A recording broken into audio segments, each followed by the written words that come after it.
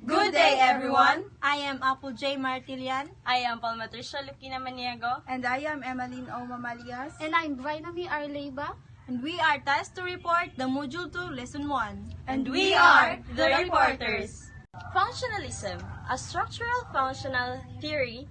This theory sees society as a structure with interrelated parts designed to meet the biological and social needs of the individual in that society. A English philosopher and biologist, Herbert Spencer, saw the similarities between society and the human body. According to him, the various organs of the body work together to keep the body functioning. The various parts of the society work together to keep the society functioning.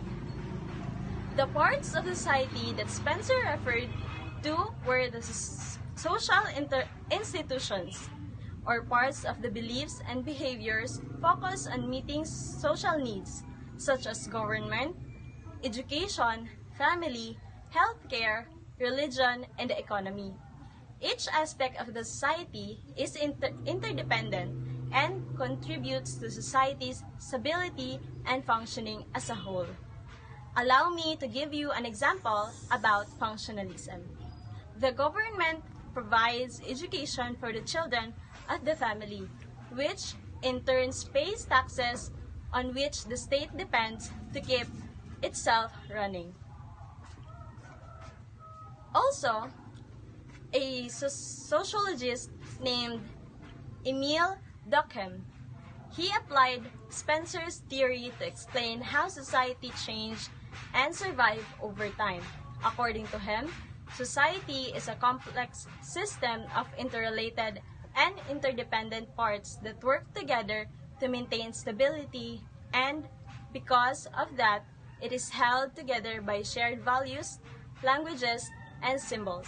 He focused on the problems of order and positive effects of social institutions, explaining the existence in terms of their functionally necessary contributions.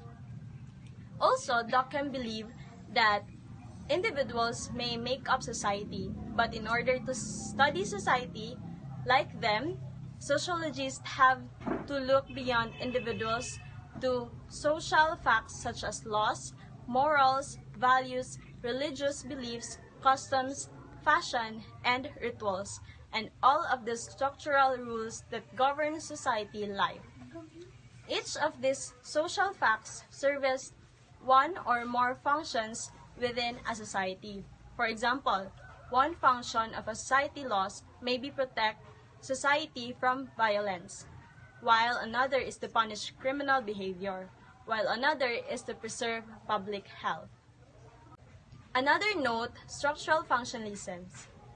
Robert Merton pointed out that social processes often have many functions, manifest functions, and latent functions.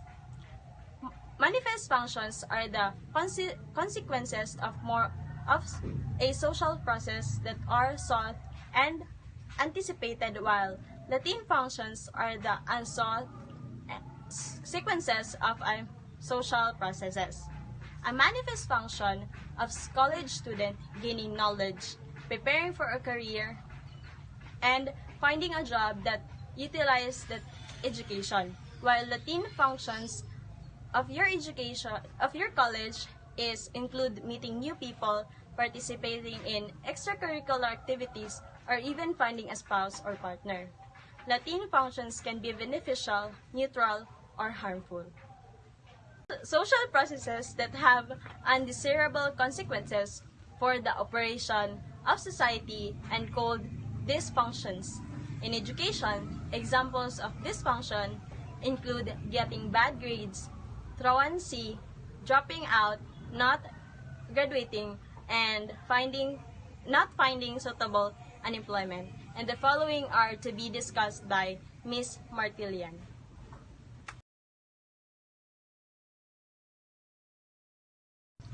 Criticism. One criticism of the structural functional theory is that it can adequately explain social change. Also problematic is the somewhat circular nature of this theory. Repetitive behavior patterns are assumed to have a function, yet we process to know that they have a function only because they are repeated. Many sociologists now believe that functionalism is no longer useful as a macro-level theory, but that it does serve as useful purpose in some mid-level analysis. Criticism is the expression of disapproval of someone or something based on perceived faults or mistakes. Structural functionalism is a sociological theory that explains why society functions the way it does by emphasizing on the relationships between the various of social institutions that make up society. The structural functional approach is a perspective in sociology that sees society as a complex system whose parts work together to promote solidarity and stability. It asserts that our lives are guided by social structures which are relatively stable patterns of social behavior. Social structures give shape to our lives, for example, in families, the community, and through religious organization. In certain rituals, such as a handshakes or complex religion ceremonies, give a structure to our everyday lives. Functionalism also states that society is like an organism made up of different parts that work together. Thus, one of the K is made up of groups or institutions which are cohesive, share common norms.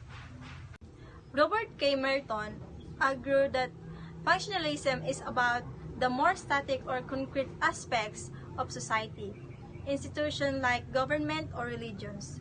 However, structural functionalism explains that the way society is organized is the most natural and efficient way of it to be organized. Gender inequality offers a good illustration. According to structural functionalist perspective, human beings subordinate to men allows the wage earners to function smoothly as everyone in the society knows his or her respective position in the hierarchy. This example illustrates that structural functionalism is generally seen as being supportive of the status. There are a number of key assumptions in structural functionalist theory. One of these that societies strive toward equilibrium.